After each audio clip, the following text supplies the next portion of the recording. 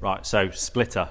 Got some softwood ply. This is not really what you want to use. You want to use marine ply, because marine ply is, I guess as it sounds, far better in kind of all-weather applications. This softwood ply probably won't last that long, but it's what I could get, and I want to keep cracking on with it because we can get it from across the road. We'll probably just use this as a pattern, so this will be what we kind of work with to create like the standard thing, and then we'll use it as a pattern because these will be a wear item, really. So I've kind of cut the sheet in half pretty much and got it under the car, just supported it on the trolley jack for now. I'm going to cut it down to size first. I'm going to cut it to shape first, and then we're going to figure out how we're going to mount it after, because I want the splitter, if possible, to be totally mounted to like the chassis of the car and the bumper be separate. Again, so you can remove the bumper without having to have a heavy splitter attached to it all the time, because it will be quite heavy. And plywood is quite heavy because it's quite dense. So yeah, the first thing to do is to get it lined up under the car right. The splitter will finish basically exactly at the back, at the front of the front wheel arches. So where the wheel arch starts, that's where the splitter will finish. And I think in the Time Attack regs for like pro front wheel drive, because that's basically what the car will end up in. Warren doesn't really care what category the car is in. He's not going for trophies, he just wants to drive around and have fun, which is the way you should do it. But there still is a regulation, because if you go any bigger than that, you then get into pro extreme, and that means you're on track the same time as, you know, full on monster cars, and that's not fun because then you're getting out of the way all the time. So yeah, we're going to keep it to 150 mil. 150 mil extended from the body of the car. Now obviously it is already a wide track, and the wide track front bumper does hang out the front of the car more as well, so it will probably be quite big. But the easiest way to mark the shape of the front bumper, like I say, we just need to clip it at the back, get it in position, and then we can just mark it round using like 150 mil offcut of something or other, so we can mark it easy. So quickest, easiest way of doing this is I need 150 mil out from the bumper. I'm going to go slightly under that just in case, you know, whoever's tape measure is wrong. So I'm going to go for 145. Literally just got a piece of cardboard with a Sharpie attached to the end of it, and then from the point of the Sharpie to the back of the cardboard, I've got 145 mil, and I'm literally just going to go around the outside of the bumper, keep the cardboard as straight as I can, and that'll give me roughly here or there 145 mil out from the bumper. So I'll start that side because it's easier.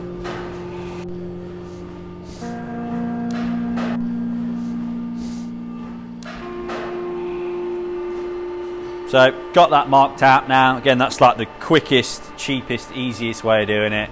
It is as accurate as it needs to be.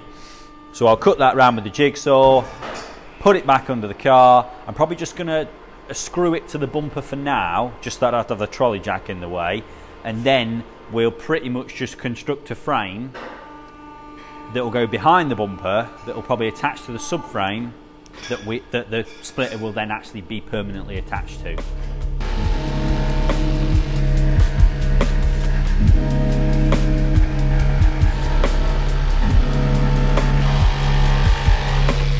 So I got that cut out, that's cut to shape. What we need to do now is temporarily attach it to the bumper. So there are already some holes in the bumper where a splitter was before, I think. Never came to me with a splitter on it, but I think one was on it. So I'm just going to mark those existing holes, just so I don't have to make any more holes in the bumper. I'll mark those, then I'll just put some like nut and bolt it through. And then we can take the trolley jack away, and hopefully it'll flatten out a bit, because obviously because I'm pressing it up in the middle, it's bowing out. So yeah, I'll take the trolley jack away, and then we can start planning out how we're going to actually attach it, because it does need to be fairly solid. It'll probably be some kind of steel framework, maybe some thin flat steel or something like that. But yeah, that's the next thing to do now.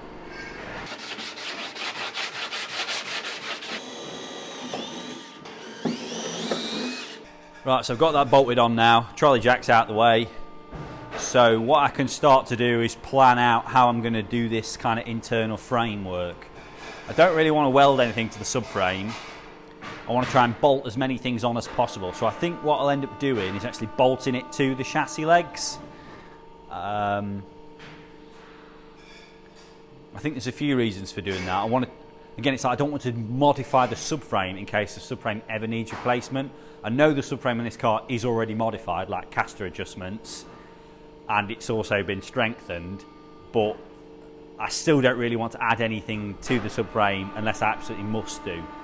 So, yeah, I think we'll probably try and drop something down from the inside to the chassis legs maybe, because we've still got some room there, and then that's not going to interfere with where we want to actually create some kind of mounts for the oil coolers. So, yeah, that's the next thing to start looking at, really. So, we're a bit further on from that now. Some time has passed. There was some complications with doing the splitter mounts that I was talking about.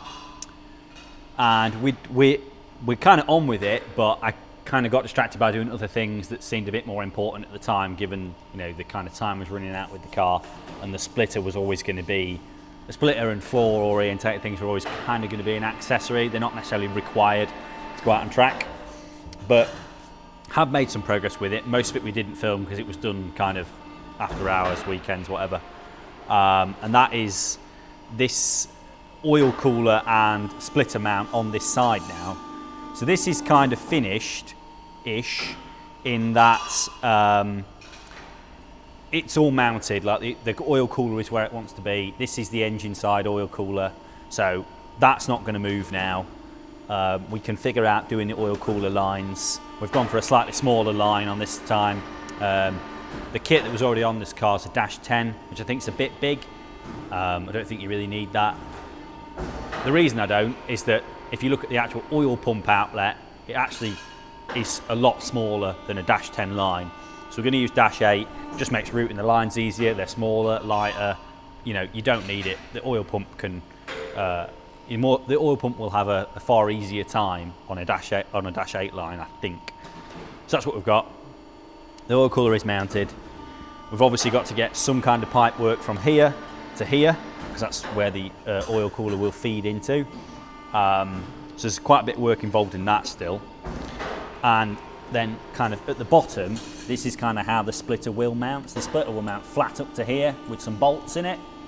Probably 4 bolts either side. There may be a couple of bolts in the middle. So we'll basically build this same framework on the other side. And there'll probably be kind of a piece of box that will come across to the middle and then across to the side as well, and we'll try and brace that as much as we can. The front of the splitter will probably be braced back to the inside of the scoop, given that, again, that's all quite solidly mounted. So if you can imagine the splitters here, we'll probably have some braces that come up to the inside of the scoop or something like that. I'm not 100% sure yet, but that's kind of where we're at with it. So it's more or less just a case of finishing off what we've done that side now. Now, I'm not bothered about getting it perfectly symmetrical because no one's ever really going to see it. Doesn't really matter. And I had to fabricate most of it on the car. Well, on the car and taking it off the car to tack it and weld it, because I don't have a portable aluminium welder. So that's also some of the reason why it was taking quite a while. It's quite a slow process to do that. So yeah, just a case of now probably going to pop the bumper back on, fabricate a bit more framework, lay it in on top of the splitter, brace it up towards the body, get it all mounted solidly, and then we should be able to take the bumper off and leave the splitter on the car. That's kind of where we want to get to with it. We need the splitter to be totally independent of the bumper. We mounted the splitter to the bumper kind of temporarily, but you don't really want, again, the bumper, as I've said many times, the bumper doesn't really fit very well. It's not really very strong, and you definitely don't want to kind of bolt the splitter to the bumper, because it won't do anything. It'll just be so flimsy that it won't actually work. So yeah, that's the thing to do now. Put the bumper back on and start working, cutting some alley box and kind of tacking it and welding it together for the other side.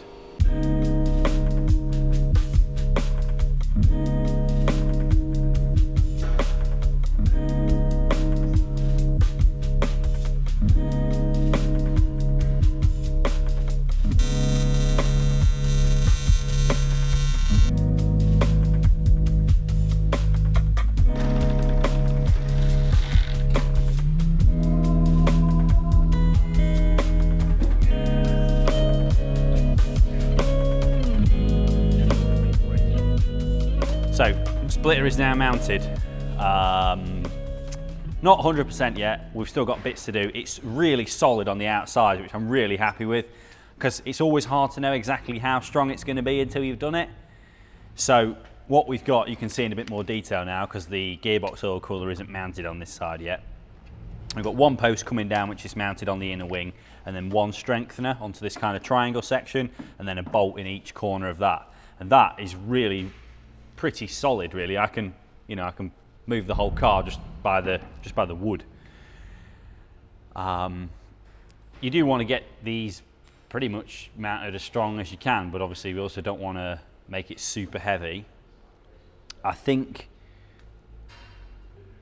we'll end up putting a brace straight between these as well, so we'll probably have just a piece of box that goes straight between these brackets, just to add a bit in the middle. Not that I think we'll need it there. I think, again, mainly the strength just kind of wants to be on the outside where it's going to catch most of the, the air really. And then it'll be trial and error from there. I think it'll be a case of seeing how it goes on track, kind of watching it really and seeing how much it flexes. But we'll definitely need to brace it right in the middle. So furthest away from these outside points, that's where it's, as you would expect, the weakest. So what we're going to do is, because this is pretty solid, the front scoop, as the bumper sits on, obviously all this area is open. So we've got some little tie rod ends, and we're just going to create a little bracket, top and bottom. Well, this one will just be a hole straight through the side. We'll probably weld a bit of a strengthener on the back to double it up thickness-wise. Again, don't want to go OTT, but we can make it quite a bit stronger without adding loads of weight. It'll just be a bolt straight through there, and then we'll just add a bracket onto the bottom here that will carry that, and we'll do that both sides, and that should then, then it will be pulling down on this again, which is all very solidly mounted. So yeah, we're getting there with this. There's still going to be some finishing touches to do to this splitter. Again, I'm not sure if we'll keep it in this material. I would like to use a slightly different grade of ply, like I think I already mentioned in that older footage. But we're at a point now where we're probably running out of time, so it'll do for now. It'll definitely work. It's just probably not going to last as long as we would want it to last, in terms of, it's like 20 quid worth of plywood. How long do you want that to last? Will it last a season? I don't know. It depends. Curbs, weather, stuff like that. It getting wet all the time. So yeah, we're going to mount the tie bars on the front here, and then we've now got to mount the gearbox oil cooler this side, just like we did with the engine oil cooler on the other side. The other thing we can see now is how we're going to pipe the air to the gearbox oil cooler. So if we look on the other side, you can see what we've got is the air inlet for the coolers coming in here, and obviously it's at the same angle as the bumper, and these are pointing down, so we've got a fair way to go. But given that this is all fixed, and as the bumper comes on and off, we should be able to make it work quite easily. I think we're probably just going to end up solid piping it. I know I originally said about having it in like the flexible convolute type rubber silicon tubing stuff, the reinforced type stuff, which you often see. The problem is it doesn't tend to last, I don't think. I think once you start to cut it, it tends to unspiral on its own. So I think what we'll do is we'll probably just use an aluminium bend. The brake duct comes in around here. So with the bumper back on, we'll have a look at where a bend can go. But yeah, we'll probably use some aluminium bends and come up and round like that, or over and round, whatever works really. But yeah, there's still a little bit more to do on this front end, but it's definitely getting there now. So I've got these tie bars all sorted now. I had to make some little brackets. I might put a little bit of a radius on there yet, just so that it isn't so sharp. And at the minute I've still got my bolts kind of going in from the underneath. I'll put some T-nuts in there so that there's basically just a thread. It's like a thread with some spikes on it. So as you tighten the bolt down, it pulls the nut into the wood. And so that means that the bottom of the splitter is completely flush then. I know some people kind of have like these on cables, so that if you hit the splitter on the curb or whatever, it just kind of pushes the cables up.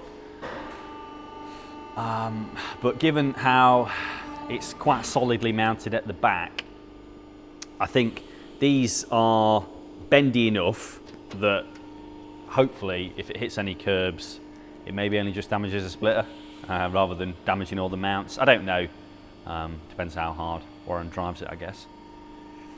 So there's still some bits to do. We want to put a nice radius on the front of this. The whole idea of the splitter is it's splitting the air, so I think technically you want like a 3/4 of a radius on the top and then 1/4 of the radius on the bottom. Like just smooth it over nice, just so that, you know, as the air hits it, it's kind of passing over the car and then under the car. We've also got the gearbox oil cooler mounted on this side now, so we can start looking at where the pump's going to go and plumbing it all up, and as well as getting the air from here to there. So yeah, we can start working on a few more bits now, but yeah, we'll leave that for next time. So thanks for watching.